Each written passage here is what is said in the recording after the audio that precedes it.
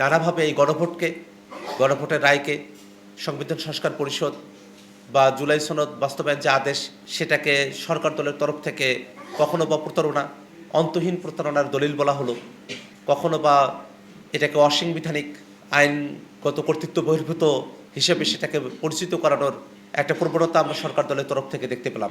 সেই প্রেক্ষাপটে আমরা যারা বিরোধী দলীয় সংসদ সদস্যরা আছি, আমরা সংসদের ভিতরেই সে আলোচনাটাকে আমরা প্রমিনেন্ট করতে চেয়েছি। আমরা মুলতবি প্রস্তাব নিয়ে এসেছিলাম এই সংবিধান সংস্কার পরিষদ গঠনের বিষয় নিয়ে। সে বিষয়টা নিয়ে আলাপ আলোচনা হয়েছে। সরকারি দল সংবিধান সংস্কার পরিষদকে আড়াল করে তারা জুলাই সনদে নোট অফ ডিসেন্টের দিকে তাদের ফোকাস, সেই নোট অফ ডিসেন্টগুলোকেই প্রধান করার উদ্দেশ্যে তারা একটা মুলতবি প্রস্তাব তারা নিয়ে এসেছিলেন। সে বিষয়গুলো নিয়ে আমরা আলাপ আলোচনা করেছি।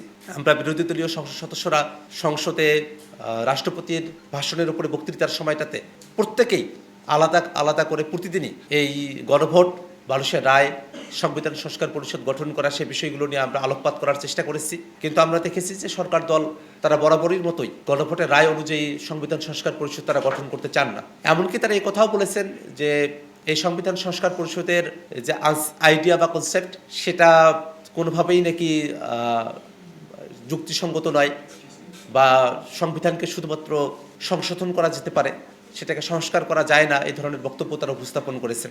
অথচ ঐক্যমত্য কমিশনে আমাদের আলোচনাই ছিল, যেহেতু সংবিধানের সাথে সম্পর্কিত এমন কিছু বিষয় আমরা পরিবর্তন আনতে চাই যেটা সংবিধানের মৌলিক যে কাঠামো অর্থাৎ বেসিক স্ট্রাকচার, সেটাকে ভায়োলেট করে, এবং সেই বেসিক স্ট্রাকচারকে ভায়োলেট করে সংবিধান সংশোধন করলে সেটা কোর্টে গিয়ে টিকসই হবে না। সেক্ষেত্রে আমাদের একটা হায়ার স্ট্যাটাসের একটা বডি প্রয়োজন, যেখানে সংবিধানের মৌলিক কাঠামো, বেসিক স্ট্রাকচারে যদি আমরা পরিবর্তন আনতে চাই সেটাকেও টেকসই হবে।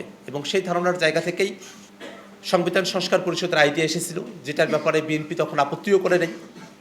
তারা 2/3 মেজরিটি পাওয়ার পরেই এই সংবিধান সংস্কার পরিষদের বিষয়ে তারা আপত্তি করছেন।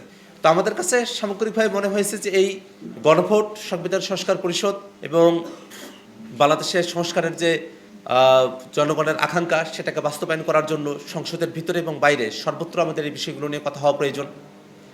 এবং এর বাইরে আরও কিছু বিষয় জনসম্মুখে এসেছে, বিশেষত জ্বালানির বিষয়ে যে সংকটটা তৈরি হয়েছে, বাংলাদেশের প্রত্যন্ত অঞ্চল থেকে শুরু করে নিয়ে রাজধানী শহর পর্যন্ত কিলোমিটারের পরে কিলোমিটার জ্বালানি তেলের জন্য যানবাহন নিয়ে মানুষকে লাইনে দাঁড়িয়ে থাকতে হয়েছে।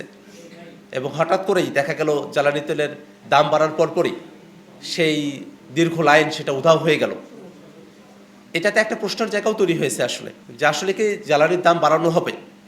এই কারণেই পূর্বে একটা সংকট তৈরি করা হলো, জনগণকে একটা ভোগান্তির মধ্য দিয়ে নিয়ে যাওয়া হলো, যাতে মানুষেরা জ্বালানি তেলের দাম যে হঠাৎ করে এত পরিমাণে বৃদ্ধি করা হলো, সেই বিষয়টাতে মানুষের রিয়াকশনের থেকে, মানুষ যে লাইন থেকে মুক্তি পেল, সেই সুস্থিতির মধ্যে মানুষেরা ভুলে যাবে, এই ধরনের একটা পরিবেশ তৈরি করার কোনো একটা মেকানিজম সরকারের তরফ থেকে ছিল কিনা, সে প্রশ্নটাও এখন রয়েছে। যদিও জ্বালানি তেলের এই বিষয়টা নিয়ে সংসদে একটা কমিটি গঠন করা হয়েছে, তার একটা সময়সীমা আছে, আমাদেরও তরফ থেকে সেখানে সদস্যরা আছেন।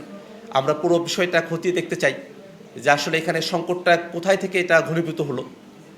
এবং এর বাইরে গিয়েও আপনারা জানেন যে অর্থনীতিতে একটা বড় ধরনের ধকল সামনের দিনে আসতে যাচ্ছে।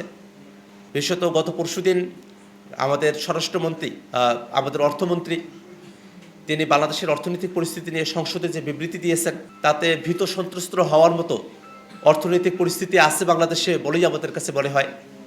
আমরা দেখলাম যে আমাদের সমস্ত সমীক্ষাতেই, স্ট্যাটিস্টিক্সের ডাটাগুলোতে বাংলাদেশের অর্থনৈতিক অবস্থা একেবারে ভঙ্গুর একটা অবস্থার মধ্যে আছে অর্থমন্ত্রীর বক্তব্য অনুযায়ী।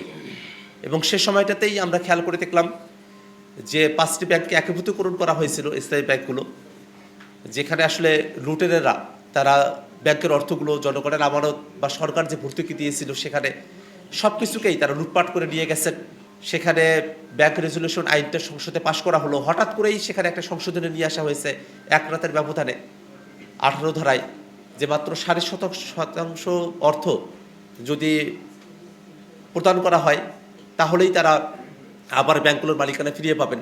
এটা খুবই কঠিন একটা পরিস্থিতি, কারণ আমরা দেখলাম যে লুটেরাদের কাছেই এই ব্যাংকগুলোকে আবার ফিরিয়ে দেওয়ার একটা আইন প্রণয়ন করা হয়েছে।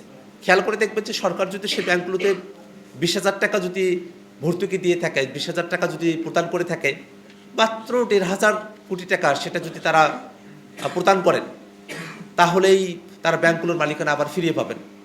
তো যারা 20,000 কোটি টাকা লুটপাট করেছে তাদের জন্য 1,500 কোটি টাকা প্রদান করা তো খুবই সামান্য ব্যাপার আর কি। তো তারা তো আসলে এই 1,500 কোটি টাকা ফেরত দিয়ে 20,000 কোটি টাকা তারা যেটা লুটপাট করেছিলেন সেটাকেও তারা বৈধ করতে পারবেন, এবং সামনের দিনে আরও হাজার হাজার কোটি টাকা তারা আসলে লুটপাট করতে পারবেন। এই ধরনের একটা পরিবেশ এই একীভূতকরণকৃত ব্যাংকগুলোতে এটা তৈরি হয়েছে।